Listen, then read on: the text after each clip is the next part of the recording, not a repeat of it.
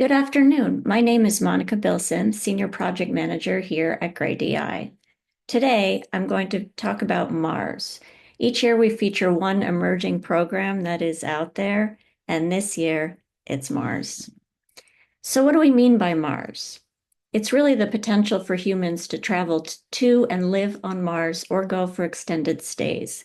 Questions to be considered include, could it be a home for humans? What do we need in order to travel there and back? How can we sustain life on Mars with oxygen, water, food? And what can we learn there to benefit humanity? Venturing out into space can tell us if there is life beyond Earth and learn how organisms might survive or have survived there in the past. We can learn about Earth's history and trajectory, and we can learn new technologies that could enhance society on Earth, medical, remote habitats, agriculture. Provide an alternative planet for humans to live on if something happens to Earth. Asteroid, nuclear war, climate change worsening. But why Mars in particular? Mars is a valuable place for exploration because it can be reached in 6.5 months. As Mars orbits the Sun, it completes one rotation every 24.6 hours, which is very similar to one day on Earth, which is 23.9 hours.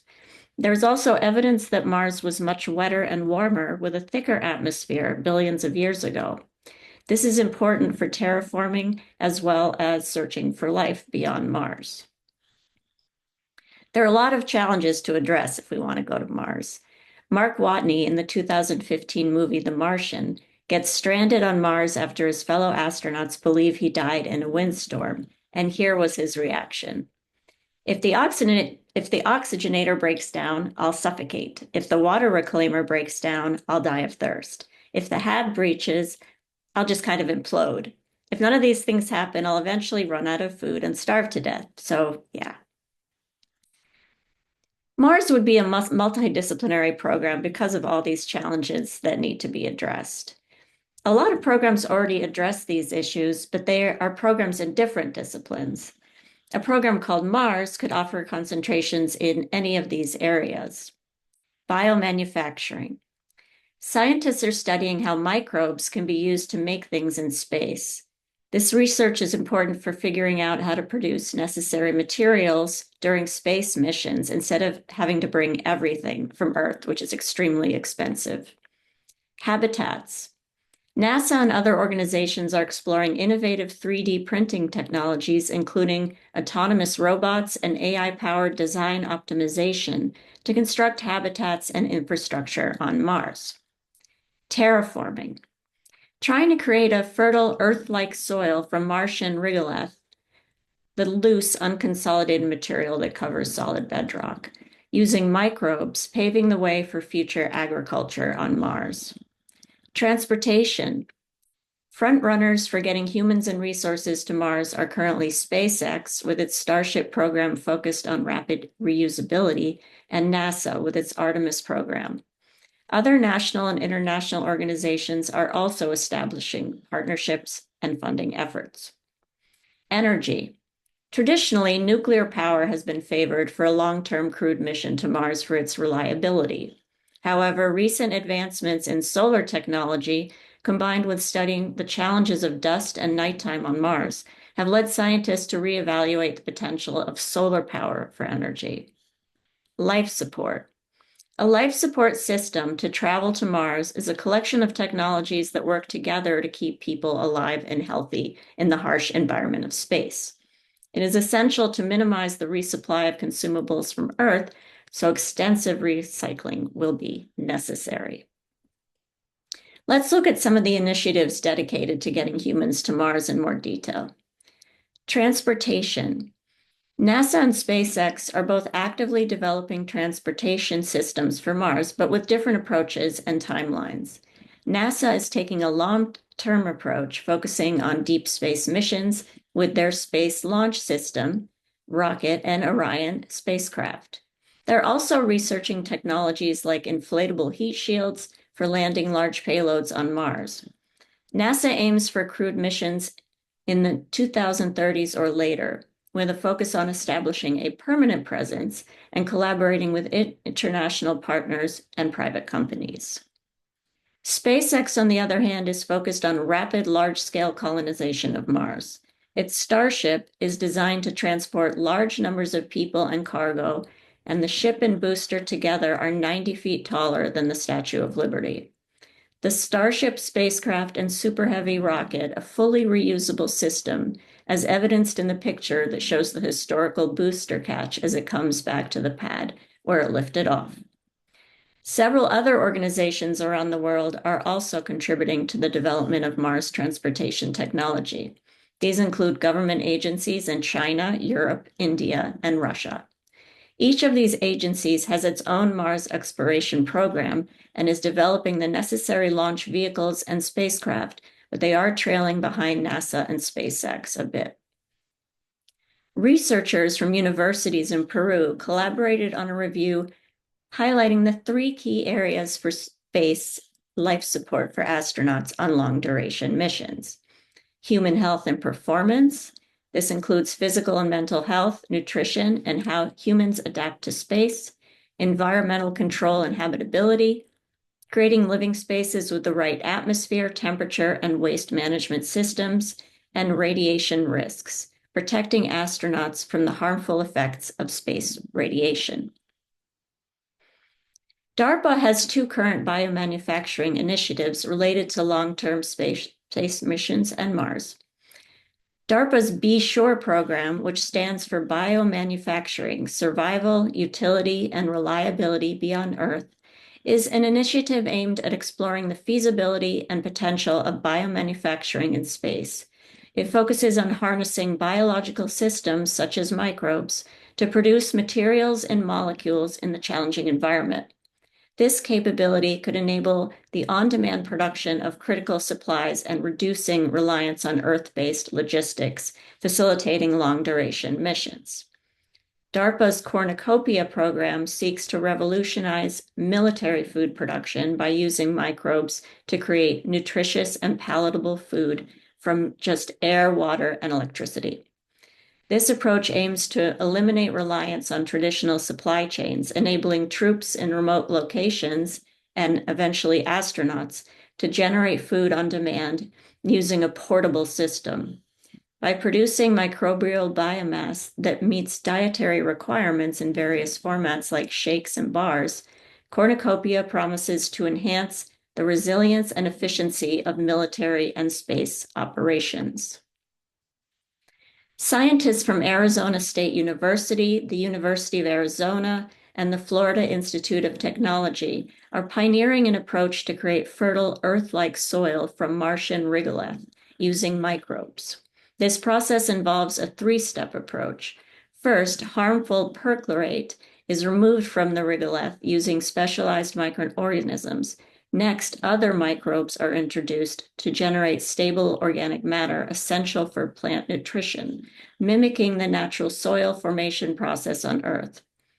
Finally, the modified Martian soil is used to cultivate various plants, including lettuce, cress, and tomatoes, to assess its ability to support life and pave the way for future agriculture on Mars. Researchers from Northwestern, the University of Chicago, and the University of Central Florida have proposed a novel method for terraforming Mars. Martian dust, rich in iron and aluminum, has a slight cooling effect on the planet. The researchers have proposed a novel approach, engineering dust particles to enhance Mars' natural greenhouse effect. By designing rod-shaped particles similar in size to glitter, they can trap escaping heat and scatter sunlight towards the surface. This manipulation of light interaction with nanoparticles allows for greater control over their optical properties, potentially leading to even more efficient warming techniques. NASA and other organizations are exploring innovative 3D printing technologies, such as autonomous robots and AI-powered design optimization, to construct habitats and infrastructure on Mars. NASA's successful creation of Mars Dune Alpha, a 3D printed prototype of 1,700 square feet, simulating Martian conditions, demonstrates the potential of this technology to address the challenges of extraterrestrial construction. CHAPIA, or Crew Health and Performance Analog, involves a series of simulated missions designed to mimic year-long stays on the Martian surface. A four-person crew spends a year inside NASA's Mars Dune Alpha to test how they react to simulated conditions on the red planet. Crew members perform tasks like simulated spacewalks, and the missions gather data on various factors, including physical and behavioral health and general performance in a simulated Mars environment. At Georgia Tech, Habitats Optimized for Missions of Exploration, HOME, is a multi-university space technology research institute intended to execute NASA's strategic vision for autonomous habitats capable of independent operation and self-maintenance. This necessity arises from the significant communication delays inherent in deep space travel, precluding reliance on Earth-based support. Aerospace programs are taking off, and so are jobs. New enrollment grew 5% on average annually from 2018-19 to 2023-24. And from 2018 to 2023, completions are up 8% on average annually, also at all award levels. A couple new entrants include Florida Atlantic University and University of Texas San Antonio, who each reported their first completions in their new aerospace programs in 2023, while a few others reported completions in 2023, but with a tiny graduating class. The median program cohort size at the bachelor's level is 69 students, and at the master's level, 15. This is already a substantial program, but it's mostly focused on engineering. Employment opportunities actually are not just in engineering. From 2018 to 2023, almost 60,800 college grads at all award levels were employed in the space and defense, as well as the aviation and aerospace industries, according to Grade DI's Alumni Insights. The most common degree is business, followed by various types of engineering degrees, computer science, cybersecurity, and supply chain management and logistics. There are jobs related to Mars that have nothing to do with engineering. NASA Jet Propulsion Laboratory has a postdoc job listing, Advanced Dynamics Modeling Research position, and it will contribute to the continuous development of models and simulations for space travel. The section manager, strategic communications, planning, and campaigns is a media position. The position at JPL oversees communications campaigns for NASA missions, and they're responsible for leading strategy, budget, and execution of these campaigns, ensuring alignment with NASA's goals. This involves collaborating with various teams within JPL and NASA, including media, education, and program offices. The section manager also plays a crucial role in securing funding, managing stakeholder relationships, and identifying new opportunities for engagement. At SpaceX, there's a life support engineer position, which is engineering, of course. The life support engineer position offers an opportunity to design and build life support and thermal control systems for the Starship spacecraft, including those destined for Mars. The supply chain planning manager is critical to the company's goals of launching, catching, and relaunching orbital boosters in rapid succession. By streamlining procurement, planning, fulfillment, supplier development, and quality control, logistics, and inventory management, the team aims to create a highly responsive and robust supply chain. The environmental technician is responsible for implementing and maintaining regulatory requirements relating to agencies such as the Resource Conservation and Recovery Act and Environmental Protection Agency. That position will support SpaceX goals while meeting all environmental objectives and regulatory requirements. Arizona State University's Interplanetary Initiative is to build an inclusive and sustainable future in space by fostering collaboration and developing innovative solutions. By bringing together diverse teams across different fields and cultures, including faculty, staff, and researchers, they're working to create a new era of space exploration that benefits everyone. There are too many projects and partnerships, NASA, United Nations, Blue Origin, and more, that I can only describe a few here. The Interplanetary Laboratory is a 6,800 square foot facility that functions as a makerspace for space exploration. It provides students, faculty, and corporate partners with the tools and expertise needed to design, build, and test spaceflight hardware and software. Space Futures Forward is a year-long quest exploring the big questions that will define our shared future as an interplanetary species, ending with a live public presentation. They send monthly emails from various experts on space as well as from artists. These emails address fundamental questions like, how can space boost prosperity around the world? What might we discover and invent when gravity gets dialed back? How will people really react to life on other planets? How will designing solutions for any users in space improve life on Earth? Mars on the Field is a virtual reality journey through our fascination with the red planet. It's an immersive virtual reality adventure through the history of human understanding of Mars. Mars on the Field transports users on a walkable VR experience on ASU's football field, starting from one end zone and journeying through a revolving relationship with the red planet to the other end zone. Port of Mars.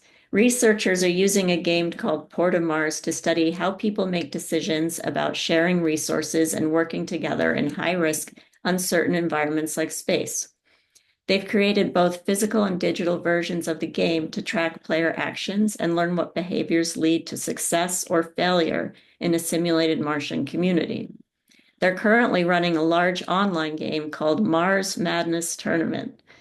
Early results show that most groups playing the game successfully work together to avoid disaster, suggesting that having clear limits encourages cooperation. The researchers believe this game offers a unique way to study how people manage shared resources in uncertain situations. University of North Dakota has spacesuit research and planetary surface habitation research going on. Human Spaceflight Laboratory is dedicated to collaborating with NASA on the development of advanced spacesuits and related systems to support NASA's ambitious space exploration objectives. Empowering private space flight, cooperating with the aerospace industry to design and develop new generation spacesuits, enabling the rise of private space exploration. Planetary industrial operations, such as space mining.